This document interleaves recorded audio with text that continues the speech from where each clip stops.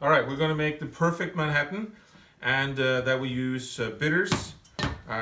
Jim Beam Rye, probably the best bourbon you can use for Manhattans. And I use this sweet vermouth, and also these really nice cherries. You see, there's almost none left.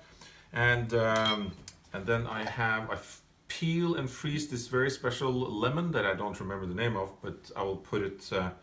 I'll put it in the information underneath. So first we take the bitters.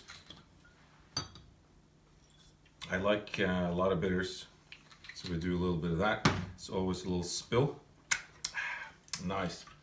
Then I don't measure anything, I just fill it until the ice starts floating, like that. And then we put on the sweet vermouth.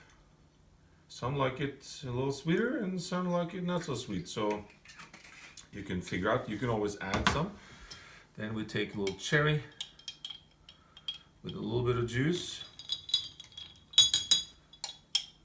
and then we'll do it again.